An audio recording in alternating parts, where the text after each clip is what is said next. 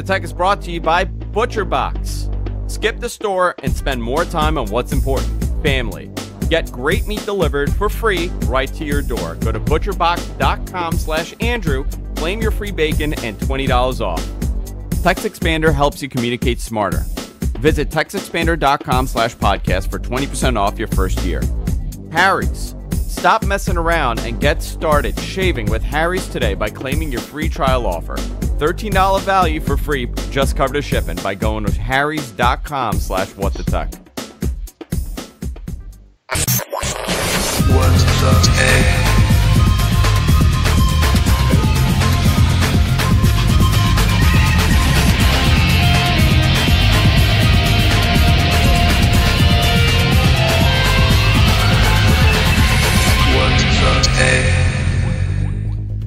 Hey, welcome to What the Tech. I'm Major Zare, and of course, I'm joined by the one, the only, Mr. Paul Thurrott. How you doing, Paul? Pretty good. How are you? Where are you? Oh, I'm in hell. This is what hell looks like. I'm actually in one of the office, I guess, the offices at my office. We just moved from the 3rd floor to the 2nd floor, and this is a unfurnished office. So I'll give everybody a little tour. I'm literally, there's nothing. This phone isn't even connected to anything. There's nothing here. You look like you're in one of those rooms the police bring you to beat up on you when they want to get a confession. You know, it's really funny. So my boss, there's a room right across over there, and my boss put one of those lights in, the interrogation lights. So that's the interrogation room. When you don't show up, let's go over it again, Mr. Zarian. Something isn't adding up. A lot of things are not adding up, especially in my life. No, I'm here today. We were supposed to do a show on Tuesday, and it was going to be the first week we moved to Tuesday, but it was a travesty that day. Yeah. Everything fell apart in my life that day. So I got to back off the mic because John is producing. So I love this. He's able to tell me when I should back off the mic. So here, I'll do this now. So we were supposed to do it on Tuesday, and things kind of fell apart on Tuesday, and we couldn't do it. So we're here today, and I'm in my office, and you're at your house. Similar wall choice color. Yep. My room is not actually white, but it's kind of it's not? Yeah. No. Yeah, these are like super white. But we do have a lot to talk about. I was on Cord Killers on Monday, and I absolutely love doing that show with Tom Merritt and Brian Brushwood. And, you know, just so happened that you want to talk about cord cutting and the latest changes, because there has been some stuff like YouTube upped their price for YouTube TV. And I want YouTube TV to be the only streaming service that I subscribe to when it comes to live TV, and I can't because I use Fire TVs. Yeah. So I'm kind of stuck with that. Yeah. There's a lot of problems. A lot of problems. Just as kind of a background, the reason I wanted to talk about this is for the past couple of months, we've been struggling with our cable TV, primarily the box itself, which is a TiVo box, which you think would be pretty good, and it's terrible. And a lot of recording glitches, and it's really not, I'm sorry, not just recording glitches. Glitches in the video and the audio of live TV as well, which of course get recorded, and then these shows are basically unwatchable. And it's really interesting because it impacts a couple of channels very routinely and not others. And so HDTV, which for us sadly is a big thing, is one of the impacted channels. And like we've literally had shows where we've been 7 minutes in or whatever, and we've been like, we can't watch this. It's completely unwatchable. So I've been meaning to call RCN for a long time to complain about this stupid box. And I was talking to my wife about it, and I was like, you know what? Let's just go back to these services. Like, I looked at the cost of cable TV plus internet versus just internet, and even if we paid for 2 services at $35 to $40 a pop, it wouldn't be that much more expensive than cable. And we kind of always knew that it would happen eventually. You know, we tried it last fall. Obviously, it didn't really work out. I figured this year at some point we would go. And I think this problem with the box was impetus enough for me to be like, okay, let's make this leap again, you know? But it's, dude, what an unhelpful reminder of how terrible things are everywhere still. Like, there's no one thing that works. I do agree with you that YouTube TV is probably the closest and will probably be the one that wins. But based on some feedback I got from readers to an article I wrote yesterday, I decided to try a couple of other services that I hadn't looked at either at all or not in a long time. And that was an interesting reminder, too, of why I'm not using those services or whatever. So we can talk about that. I'd like to go through the services and a couple of the issues that I perceive with each of them, if that makes sense. I've used many of them. I've used many of these services. So it'll be a good comparison to go back and forth. I want to talk about this and a whole lot more, obviously. But before we do, I want to talk about our friends at ButcherBox. So I've been doing the primal diet. I've been doing a meat-based diet with very, very low carbs. I mean, the amount of carbs that I get, I just do it for bare minimum at this point. And that's the only way I'm able to maintain my weight loss and stay fit. The second you give me bread, the problem is not necessarily the bread. It's a problem that I tend to overeat the bread. I'll eat an entire loaf in one sitting, so I'd rather cut it out. And it was perfect timing how ButcherBox came to us and said, "Hey, listen, we want to work with you guys," and it's absolutely great. So this was awesome. My first package that I got from them, which I should be getting another one. I had my whole family over, and I forgot whose birthday it was. It could have been my daughter's birthday. So the whole family's at the house, and here comes this giant box, and it's literally huge, you know. And someone brings it in. We open it up, and the thing has it's insulated and it's cool, and I open it up and there's meat inside and there's so much. And this is the great thing. So the way that it works, you select, you could go with their curated boxes of mixed high quality beef, chicken, pork, or you could customize it. The meat is frozen at the peak of freshness in individual vacuum packed biodegradable packages. So you know that it's you're not getting freezer burn. You know that it's sealed and great. On top of that, each box is shipped carefully to calculate the amount of dry ice to ensure that it stays frozen. So it doesn't matter if you live in Arizona, it's 140 degrees there, right? That's about the right temperature in Arizona, right, Paul? Mm-hmm. Yeah, that's accurate. In Phoenix, about 145 degrees. Or if you're in New York and it's, you know, it's freezing. They know, they calculate this depending on where you live. It shows up at your door, and it's awesome quality. Delivers grass-fed and grass-finished beef, free-range organic chicken, and you could get heritage bred pork. So you know this is high-quality stuff. Also, antibiotic and hormone-free. This is the top of the top. This is a great offer they got for you. Claim your free bacon plus $20 off when you visit butcherbox.com/Andrew. That's butcherbox.com/Andrew. I cannot wait for my second box to arrive because we went through this thing like crazy. I'm also down 15 pounds. So that's also an added incentive for me. And, you know, it helps. Butcherbox.com/Andrew. I want to thank them for supporting the show. A ButcherBox. Paul, we're in the future here. Meat delivered to your door? This is awesome. Let's talk about the services you've been trying because I'll tell you what I've used. I've used DirecTV Now. Yep. The DirecTV streaming service. I've used Hulu TV and Apple TV. I'm sorry, not Apple TV. Sorry. YouTube TV and also the PlayStation one. Yep.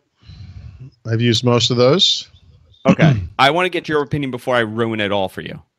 Yeah. No, they all suck. It's okay. So YouTube TV, I think is the best from UI perspective, functionality, etc. One of the big issues at YouTube TV is the channel selection, which is actually really low, even with the addition of some of the stuff they just added this week. The guide, I like the style of it, but they don't let you go forward into time through the guide. It's Google, so they sort of think you're going to search for stuff. And it's really laborious to go down. Like if you know a show's on a station and it's going to be on at 8 p.m. tonight, the way I would look for that is to go to the guide, go down to the station, and go over to 8 p.m. and you record it, whatever. Google doesn't think like that. So Google wants you to search for that thing. And you know, fine, I get it. But when you're sitting there with a remote, honestly, search is kind of crappy. And you could probably talk to it or whatever. But that's my big thing. It's channel selection and just some minor issues I have with the guide, I think is the big thing. But I think they're going to get it. The picture quality is the best on YouTube TV. By far the best. Yeah. Well, the other ones are pretty good, but I would say it's well, have you 1080p. done the, you know. Have you done the nerd button or the geek button, whatever they call it? Where Yeah, it you gives can see the actual, analytics? right. It's actual 1080p, yeah. And I get the full. Okay, so what have you seen for the bandwidth. bitrate? Because I had a weird issue on Apple TV where it was showing that my bitrate was only 1.5 meg. I don't remember. It was, I looked at this last night. I don't remember. I turned it on briefly. Okay, and I was because like, look, it's on the as high as it can browser, be. on the browser, it was in the 20s, mid-20s, Okay. which is phenomenal, which is network quality, Look, you know what? Cable TV sucks. So a lot of the stuff I watch on cable is so crappy that when I go to these online services, to me, it's like, oh, so much. It just looks better, like much of the time, you know. So Okay. that's the good one. That's the best one. All right. So PlayStation View is the other one I have the most experience with. PlayStation View has a more normal guide, if you will. I think that's the one. Okay, I could be mixing these up, but I think the guide for that one, it kind of goes horizontally, which is fine. Yeah, it's a normal kind of browsing experience. What I don't like about it is for the shows that you record, you get like a row, and there's these thumbnails, and what they do is they mix up the stuff that's new, and then the stuff that's new but upcoming. And so many times I've gone to click on a recording, and it's like, oh, this is recording tonight. Thank you for putting that up front and center. I needed to know that. You know, the UI on PlayStation has never gotten better. Like, they've never touched it. It's terrible, and I have a big problem with that. But the channel selection is good. The price is good. You know, whatever.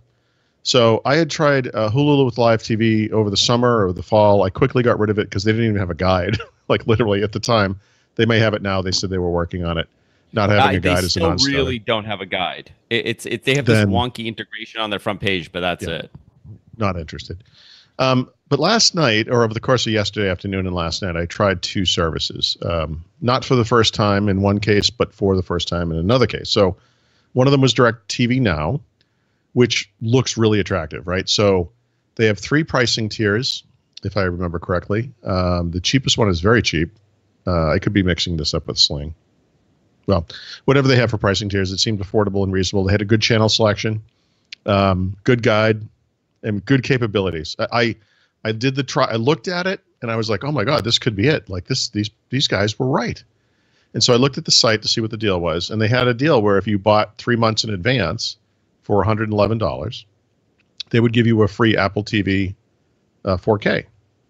And I'm like, that's a no-brainer. Of course I'm going to do this. So I signed up for the service. I went back to the TV, and I started going through the guide so I could record shows. Do you know what DirecTV Now doesn't provide, Andrew? Can you guess? Cloud DVR. Yeah, you can't record shows. Yes. All right. Okay, fine. My mistake. I went to cancel my subscription. They said, no problem. This is electronically. I mean, you know, through the website. I canceled it. Sorry to see you go. You're paid up through May 11th or whatever the date was. Please enjoy the service until that time. Absolutely not. So I got onto the chat thing with, you know, the customer service rep, who was overly happy to talk to me, even though I was pissed. And I explained the situation to him, and he said, he goes, all right, I'm sorry about that. Let me look into it. You know, click, click, click. And he disappeared for a minute, and he came back, and he says, yeah, he goes, so I went through every possible avenue to try to figure this out. But unfortunately, because you paid for this in advance, there's no way to refund you this money or whatever. And I typed in, I saved this chat. I'm going to publish this in my article. I said, let me be very clear about this. That's fraudulent, and it is illegal. You have to refund my money. I just signed up for the service 15 minutes ago and then canceled it. I said, and just so you know, I will be calling my credit card company and blocking this purchase, but I do expect you to resolve it before it comes to that. And he says, so he was so happy. He's like, you don't even have the Apple TV. I don't give a shit. Please, I just ordered it online. You know, the thing wasn't going to come till April anyway. Yeah. I don't even need it, but it was free. I mean, why wouldn't I do it? Anyway, click, click, click, click. Oh, I'm happy to report I can refund your money. Click, click, click, click. Sorry about that, but it was the worst. It was the worst. I'm going to publish a transcript from this chat session. It was unbelievable. So that was my DirecTV. I should add to the DirecTV thing. I had, in fact, signed up for DirecTV last summer. When I first started investigating cord cutting, I signed up for it. I think we did it at the same time. Yeah. And once I discovered, this is how my brain works. I don't know how you do things, but let's say you find out well, so. Well, okay, no, but I mean, this is an interesting psychological thing. So And maybe this isn't the best example, but it certainly happened in this case. Last summer, I investigated, and by the way, I'm assuming this because I actually don't remember it. I investigated this service along with other services. And what I discovered, and again, I'm assuming here, is that DirecTV Now does not support DVR. Thus, this service is useless to me, and I blocked it from my mind. I just forgot about it. Completely forgot about it. So when I went to go do the service again, based on reader feedback, I did it because I thought I had never, I went to sign up for it as a new account. I didn't even know I'd signed up for it. So I typed in my credential or, my new account information and said, you already have an account. I said, really? And so I searched my email and I went and looked, and sure enough, last June, signed up for an account. I was like, I have to reconstruct this in my brain because that's how my brain works. I just block it out. Like if someone says to me, I don't understand why don't you even, someone actually said something like, you seem to ignore this service. Why do you do that? And I'm like, I don't know. And the reason is I tried it. It's not working. Okay. But the other one I tried last night, this one also has potential. But they get some of the fine details wrong. Sling TV. Okay. Sling TV started off as a completely different thing. Remember, it was like a, what do you call it? Like an IR blaster thing you'd stick on your cable box. And the idea was that you were paying for cable, but you could access it from elsewhere. So you could be in a hotel room on the other side of the country. You could be in Europe or whatever. And as long as your TV was recording stuff, Sling TV would sling it to you. I think that's what it was. The original Sling was like that. Yeah. The original, the concept of Sling was like that. Yeah. Okay. So Sling TV is just a subscription TV service, just like the other things we were talking about. It has a guide. It has recording capabilities. Blah, blah, blah, whatever. Okay. So this time, based on my experience with DirecTV Now, I signed up for the 7-day free account so I didn't screw myself up. And I went to the TV and I started looking at it. And so you go, there's a guide. Very nice. Okay, cool. And then you select like a TV show. I selected something randomly. I think the movie Titanic was on. And, you click info on the thing or whatever. And this thing comes up and it says, this is what's on. And there's nothing there that would let me. Oh, no, I'm sorry. I'm mixing that up with DirecTV Now, which doesn't have recording. It would let me record it. In fact, it had some things that were kind of neat. Like I could go back and I could watch it from the beginning or from where it was now, and I could record it from the beginning or where it was now. And I thought that was kind of cool. So I'm like, I might have found this might be it. Right? It had the channels I wanted, yada yada. There's some screwiness to Sling TV where they have blue shows and orange shows, and then there's a third tier. The blue shows are shows that you can only have one stream at a time. And that version of the service is very inexpensive, $20 or $25. The orange shows, you can have 4 streams at a time, so you could have it on different TVs. That's not actually a big deal for me, but whatever. And it was $10 more expensive. And then there's one tier that, of course, has both. This is so weird, dude, but the blue shows and the orange shows are not like 2 tiers. They're a different mixture of the shows that they have. So it's not like the blue ones are all up here and the orange ones are down here. The blue ones are some of these, and then the orange ones are some of these. And then in some cases they overlap. And so if you get both, which I did, it says, hey, you have to tell us which version of the channel you want for each of these things. Do you want the orange version or the blue version? Of course, obviously you want the orange version, so you can do multiple versions. Okay, whatever. But here's the thing. And this was a reminder of where YouTube TV in particular, but also other services, are very strong.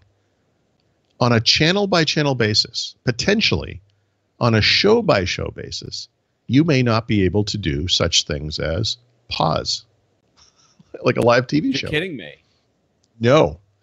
And the first couple of things I tested could not pause, including that movie Titanic, which was, let's say, was on AMC or whatever channel. I don't even remember.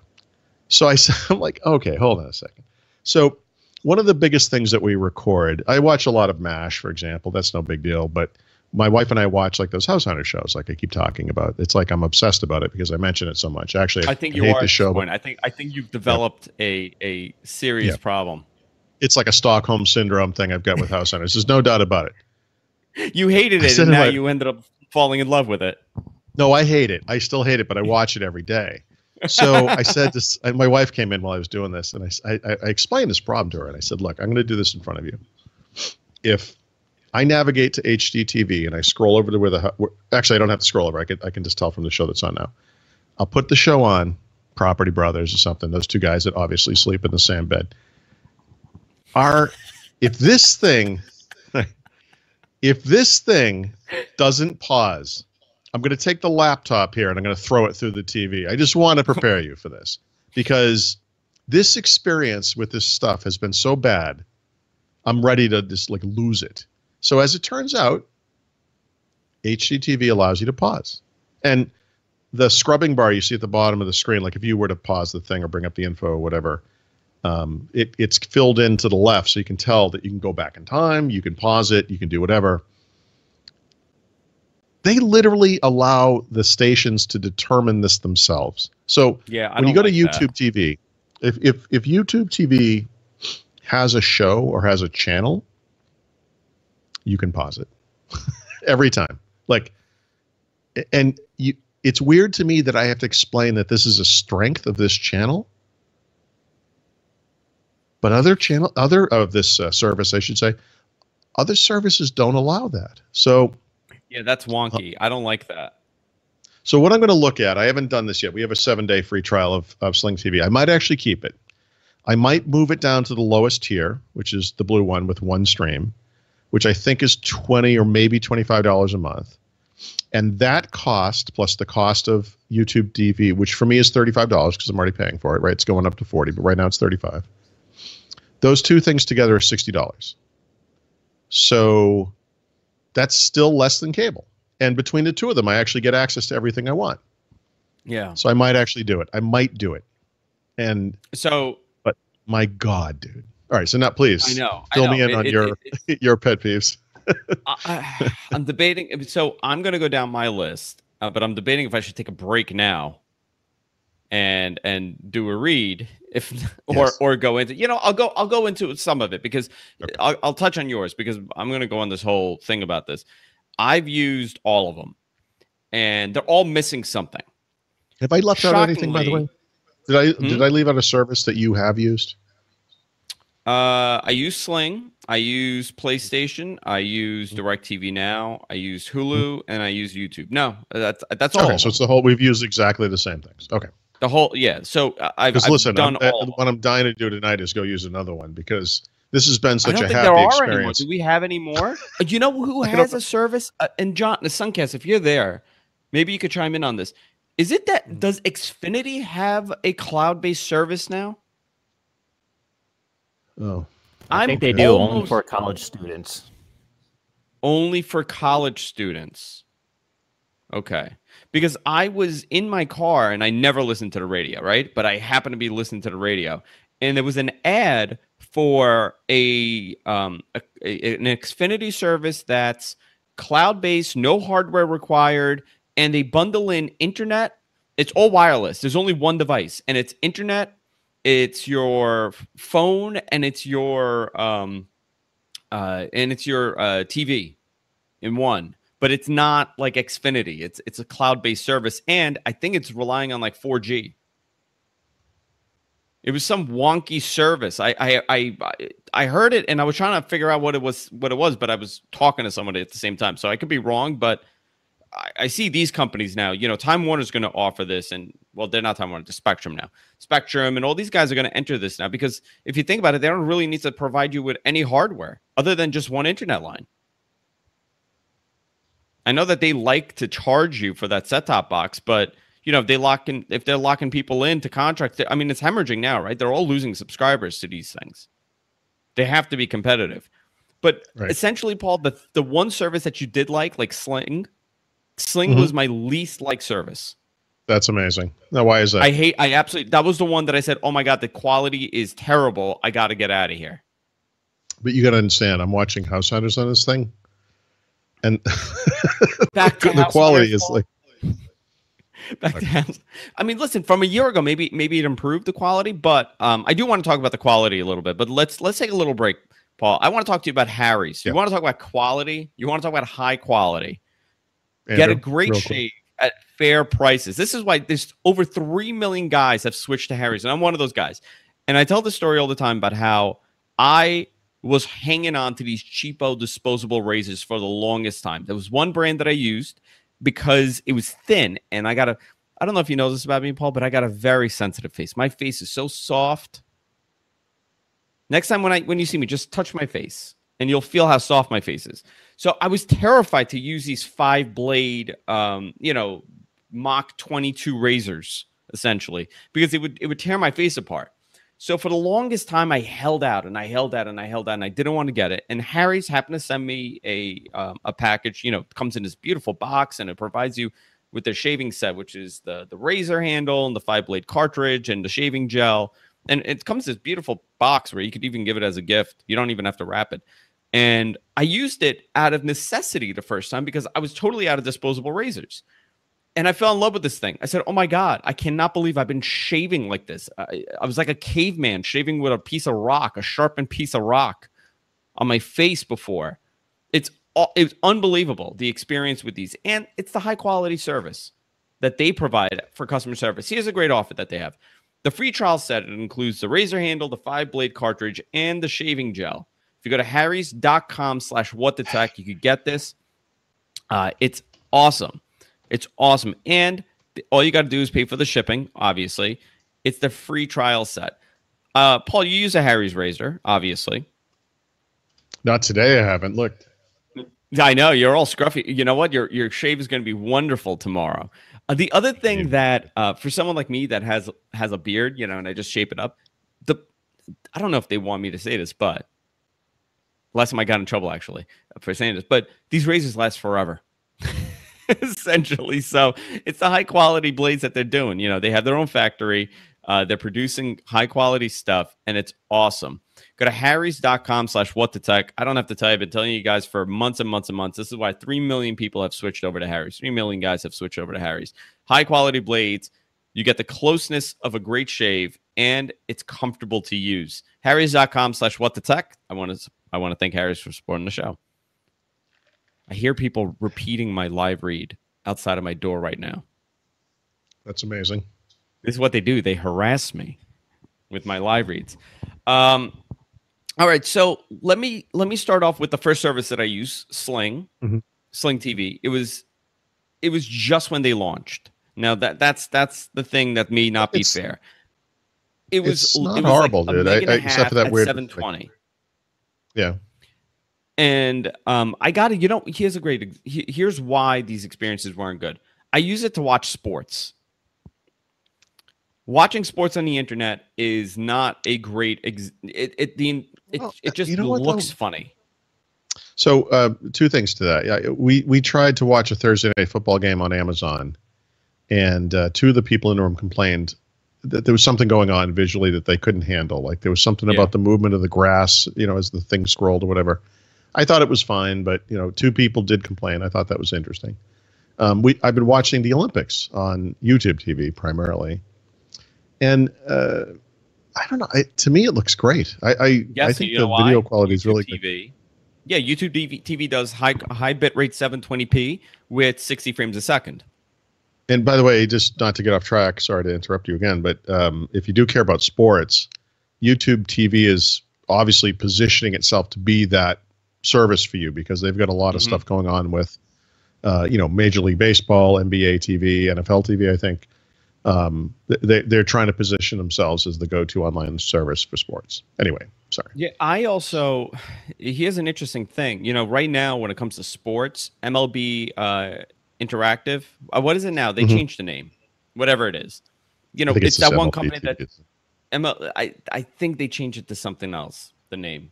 Because now they're doing more than MLB. They do the NHL, they do MLB, and they also do the WWE, and I think HBO. Last year, I watched a couple of baseball games on there, and it looked phenomenal at 720/60. Looked unbelievable. I mean, just the movement was perfect. WWE Network, it's still not there. They're still using the old technology, but I watch wrestling on YouTube TV, and I have to tell you, better than network quality. Right. Way better than network quality.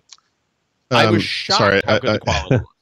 The other thing, this is not going to be super useful for anybody, but one of the services, I don't remember if it was DirecTV Now or Sling TV, if you wanted to add HBO to it and Cinemax and some other services, right? Normally those things are really expensive, like $15 for a big one like HBO or $10 for Cinemax, something like that.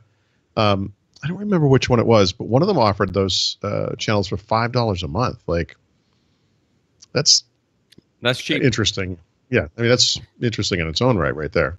Anyway, sorry. Yeah, so here's where it gets funny, right? When you talk about cutting the cord.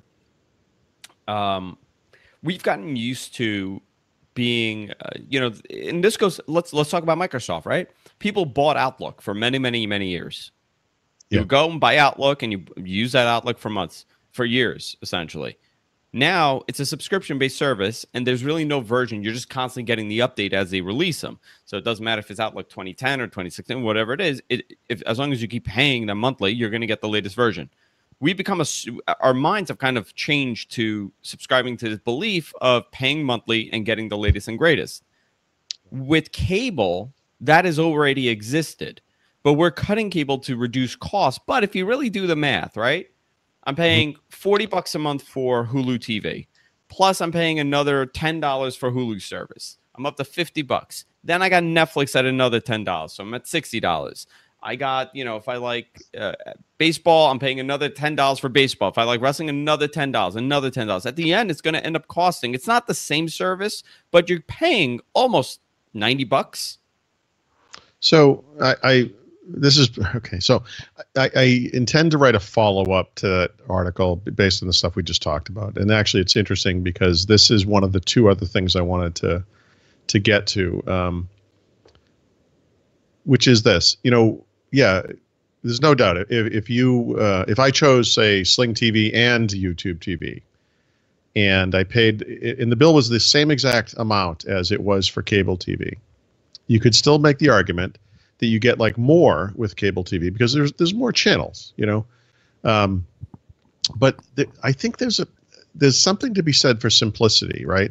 Cable is complicated and it's ugly and it's horrible, and there are two versions of many channels. There's like an SD channel and a HD channel. And on the cable I have anyway, there's no way to say I don't ever want to see the SD channels. I know some of them have that feature. It's critical, I think. But I think there's a complexity to online services where you have to kind of look and say, well, does it have the 10 things I need? And if it doesn't, what do I do then?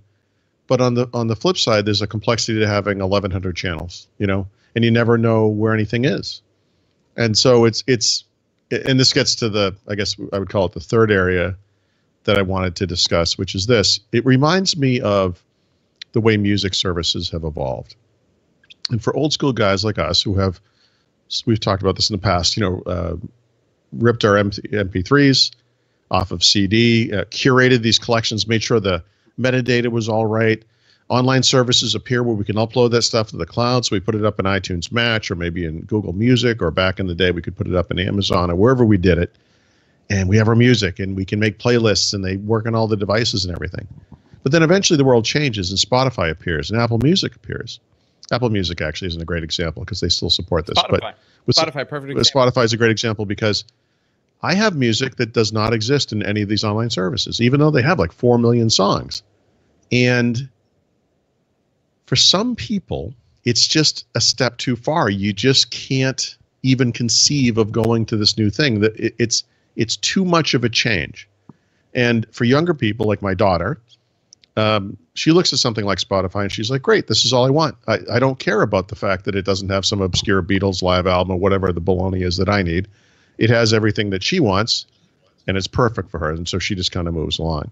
And well, you and could the, also the cord tell, cutting. you could also tell who's using the service because they do that. They do the global top 50 or like the US top 50 in Spotify. Yeah. And if you notice, like the top 50 songs that are being listened to at the moment, they're always, unless it's like the holidays and you have Last Christmas on there, it's top to bottom. It's hip hop. I mean, literally the top 30 songs. I'm comfortable with the fact that popular music has nothing to do with me anymore. I get it. Like I'm 50 something years old. I'm gone. I'm retired from that. But I think the cord cutting stuff falls into the same category. you have to be able to let go, or you have to just not say no. And so, there's services like the one I described where you can't even record something now, DirecTV Now. I'm sorry, but I don't know. I mean, who wouldn't need to? You're watching your favorite TV show at night, and you got to go to the bathroom. The doorbell rings. You just want to pause it. Like, just have like 2 minutes of pause. I mean, something really basic. Like, it's too much.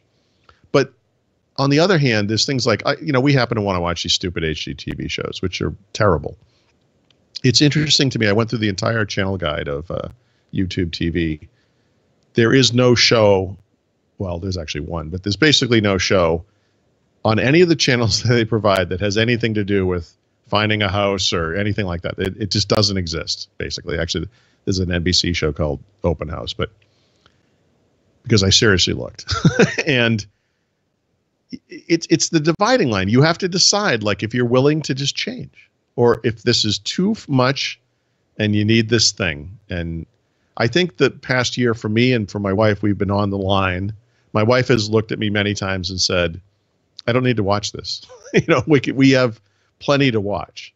But I think the way we watch it, we don't sit around at night and watch House Hunters. Like, we eat lunch together. So for 30 minutes, we sit in front of the TV and watch a House Hunters. It's a mindless thing. We can pause it and talk and, whatever. It's just, it's not like a pastime. Judge both of you now. You should. Over this House Hunter thing. Yeah. I think it's unhealthy. I'm really starting to think it's unhealthy. More unhealthy than you think, because we seriously don't like it. And yet we do keep watching it. Like, we complain about it all day. I hate watching? Is that what you're doing? You hate watching? Yeah. Well, it's like, Susie and Bill want their kids to grow up with an understanding of the world. So they're taking a year off from work and they're moving to, Spain. And it's like, wait, what? Like, they're doing this for their kids? What are you kidding me? For their kids, yeah. We're ripping our children out of their home and away from their friends so they can have an excellent experience in Europe, which they'll totally appreciate at the ages of 5 and 8. These shows are all like that. And it's like, we watch these things and we're like, seriously. And then these people who live in a McMansion in Durham, North Carolina or whatever, get to some apartment in Spain and they're like, wow, the kitchen's really small here. Is there something with a little more space? Yeah, there is. It's in North Carolina. This is an apartment in a city in Spain. Go back home. You're sophisticated enough to want your kids to have this experience, and yet you apparently know nothing about the fact that an apartment, even in North Carolina, by the way, might have a small kitchen. It's like, I don't know. This is all we talk. This is what we do. We complain about the show. I love it. You know what? I want to come over and watch House Hunters with That's you awful. guys. It's awful, and I can't stop doing it. It's like being on Twitter, but it's for. Here's a concept, houses. Okay, with YouTube TV. Yeah. This is a little dangerous for the networks. And this is the reason why. YouTube has, they're a powerhouse. There's nobody that's competing with them on their level at all. VidMe tried, and they went out of business within a year. It was impossible. Daily Motion has been attempting for years. They've been chugging along, but I have no idea what content is on there at this point. There's nobody that comes next to YouTube. It's going to take a company like Amazon or with Twitch to kind of start doing. That's the only one that's going to be able to kind of do it. But right now with YouTube they TV, announced something recently that sounded like they were going to do it, and then I went and looked at it, and I was like, "Oh, this is a little bit." Well, it's like what Apple's doing with the TV app. It wasn't the TV thing I thought it was going to be. Well, everybody keeps talking about, you need the big time content creators to go over there first. No, you know what it's going to take? And it's impossible now. Why did YouTube get so successful? YouTube became successful because you could look up any stupid movie or TV show that you thought of from 20 years ago and put it into search. And guess what? Somebody had uploaded it to YouTube. Yeah, and Google, with no sense at all for intellectual property, just allowed it. Allowed it, and that's they exactly still how do, they and got they popular. still do, and they still do. That is what drove YouTube. That is what brought success, and that is what brought content creation to YouTube. Getting the 10 top content creators from YouTube to go over to a service is not going to make the service survive. That is the reality. And I'm a content creator. Me being on Amazon service, it's not going to drive the traffic. You know what is? If I'm looking for a quote from Goodfellas and I put it in YouTube and it pops up, That's what made that service successful. And the reality is nobody in 2018 is going to take that risk. It's matured at this point. The YouTube got their asses handed to them in litigation for years over this. For years. Oh, forever. They did the same thing with books. They scanned a bunch of books. Companies scanned a bunch of books. It's well, we already did the scanning. Well, you know, Siri's replying to me now. The other thing that's going to be a crucial thing is not me and you making videos, but you know who else? Just kids, just families, cat videos, dog videos. I don't think it's at this moment. I do not think it's possible for another company to compete with them because they grew their fan base, they grew their following, they became a household name based on something that no company would want to risk. Right. And that's piracy. That's exactly right. Yep, that's right. And people, and I've had this discussion. I hear this discussion constantly. Who's going to topple Google, YouTube? You know what? Nobody. It's going to be a very difficult. Yeah. thing. No, I agree with you 100%. Google owns this business. There's no doubt about it. They're not perfect, and there are other services that have different channels or whatever, and certain things that Google doesn't have. But if you go back and look at just what they've done, they announced this thing. I think it was last April. Announced it to a limited set of markets, and then you look at what they've done over the past, whatever that is, 7 to 9 months or 10 months, whatever. It's expanded dramatically, and this year they're going to do the same. And it's going to be like anything else Google does. Like you might look at it today and be like, it doesn't do this one thing, but eventually it will. And also, I'm reminded of Netflix. I remember years ago, before Netflix went international, I came out to France and I was staying with a friend, and they were very interested in Netflix, and they used one of those VPN things to sign up for Netflix through a U.S. credit card or whatever, and they kind of faked them out at the time. Now you can't really do that, but they were telling me like how disappointed they were in Netflix at the time, and this is before Netflix had all their original shows and everything. But what they sort of expected the service to be like was they would see this menu of all the top movies of the past year, and they could watch all the movies they wanted to watch, and instead, what Netflix is when it comes to that kind of stuff is a couple of really good movies and then a bunch of B movies and then 50 million straight to video movies no one's ever heard of. Yeah. And it kind of comes down to the same behavioral change. Like if you think this is like going to Blockbuster Video and selecting the DVD you want, it's not. You have to kind of change your mindset a little bit. You're not going to watch the latest Mission Impossible movie or whatever necessarily, but you shouldn't go into it with that mindset. You kind of go into it, well, let's see what we have and select from there and kind of just take it at face value. Today Netflix has evolved into this place where there were good movies, of course, and there were comedy shows and things you can watch. They're great and kid-friendly, family stuff, whatever. But the reason you go to Netflix today really is for those original shows that they get, many of which are actually pretty freaking excellent. And, that thing just took off in a direction I don't think anyone really saw coming. I have to tell you, I'm a little down on Netflix. I think they're concentrating too much on their own original content and not so much about because here's my issue with this. Original content's great. I watch it, I blow through the season because I binge watch, and then I'm done. Yep. How many times am I going to watch? So Stranger Things? This is like we're going to get these kind of first world problem feedback types on this one, but. Yeah, I would say the issue with the Netflix original content is the same as what I said earlier about cable TV. There's too much of it. There's too much choice. And when it starts off so good, which it did, when you have shows like Narcos and whatever, and you come off of one of those shows, or they had not that it was a Netflix show, but they had Breaking Bad. I have Breaking Bad. You watch a show like that, and you're like, oh my god, this thing is amazing. I binge watched it all the way through. I need to do this again, and you got to look for something else. What you discover is that there are no other things like that. Like they have other shows and they're okay, but there are so many of them now. They're not all AAA titles. Like they're not all that good. So my wife and I watch a lot of those kind of European crime procedural type things. And there are some really good ones. There are 6 or 10 or whatever number of them that are excellent.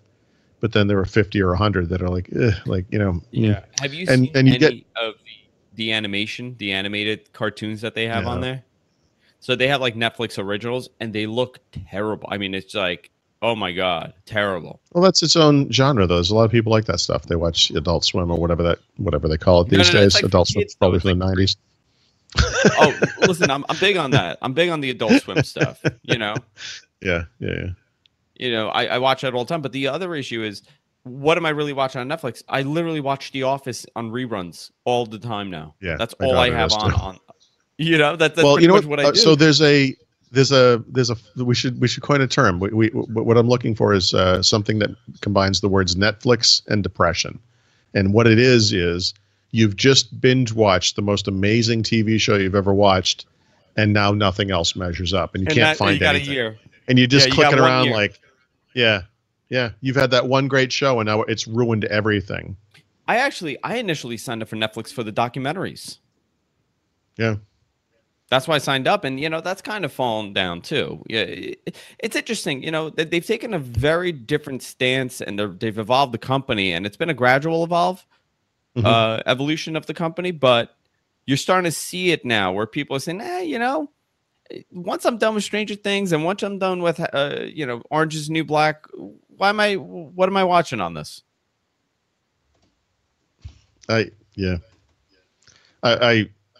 My wife and I get in arguments because we can't find something to watch, and we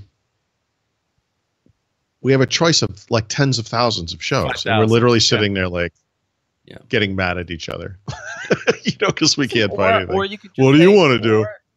You don't have to get any of these services and just go on YouTube and just binge watch some. I mean, I watch like weird science videos now all day long when I'm at home. It's interesting. I don't know if I'll ever write this up, but one thing I've kind of talked about from time to time that I'm really concerned about is I've already forgotten what it is because it's the same topic, my lack of attention span. And I find it hard to read long form books. I've gone back and tried to reread books that I've read in the past that I love, big books like It by Stephen King, for example. I can't get through it. I read a couple of pages at a time and I get really bored. Like I'm like, and this was a book where I read it, you know, I mean, I couldn't put this thing down when I was age 16 or 18 or whatever. And I think the whole internet culture thing has really warped our ability to sit there and not be entertained 24/7. I did this as a test. I was coming back from New York, actually, a couple weeks ago. I'm standing in line for the bus, and everyone in line is sitting or standing, and their faces in their phone. People are playing little video games. They're scrolling through little Facebook feed things or whatever it was. And I'm like, I'm just going to stand in this line, and I'm going to think my thoughts. I'm not going to break out my phone. Struggle? Yeah, it was a little bit. And I don't think of myself as someone who's phone addicted, but I like to read, you know, for example. And you could make this justification, like, I've got some free time here.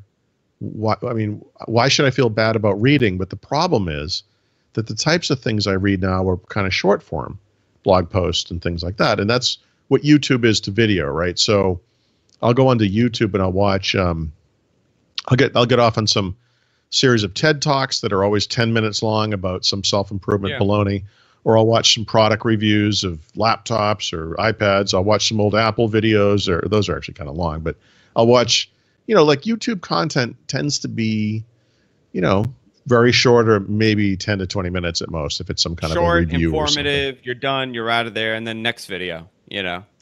And some of it's really intelligent, you know. Yeah, like the guy who used to do the New York Times car reviews, Tom Volk, who does the Driven thing. You should look it up. Yeah. It's fantastic. But he does his own videos. They're really high quality. He's got drones and stuff and whatever. But, you know, those videos are 10 minutes long at tops. I mean, whatever. And they're great. At most, yeah. But, and so it's a weird situation where I shouldn't feel bad about watching something that's well made and nicely produced and is informative. And yet it still does contribute to my inability to consume long form content, whether it's video or writing or whatever. And audiobooks, same thing. I find it much easier to listen to an audiobook if I already know the story because I read the book in the past, or if it's something that I can consume in little bites. Like I don't have to keep track of 1,800 characters from like Game of Thrones or whatever it is because it's just too complicated and long. I get lost in things like that. And so maybe I have brain damage. I don't know, but I wouldn't be surprised to discover that what I've noticed in myself is something that we all are being affected by, because this is our, you know, this is our world. This is how it's happening. Yeah, this is the evolution of content consumption. You know, you don't see any more 5-minute songs on the radio. Yes. You know, yeah. That's right. You would never see like a band like Led Zeppelin could never make it today. A song like Hey Jude could never occur today, even though Hey Jude is itself a monotonous repetition. Achilles' Last Stand, you know, the Record of the Edmonds Fitzgerald, or some kind of like whatever. Like these are things. Or actually, a better example it would be just the notion of an actual album that makes sense from beginning to end and is. It doesn't have to be like a theme album, whatever you call that, like a concept album, but just an album that is a cohesive whole makes sense. Like you may never want to listen to track 3 on its own, but because it's part of this cohesive full album, it kind of makes sense.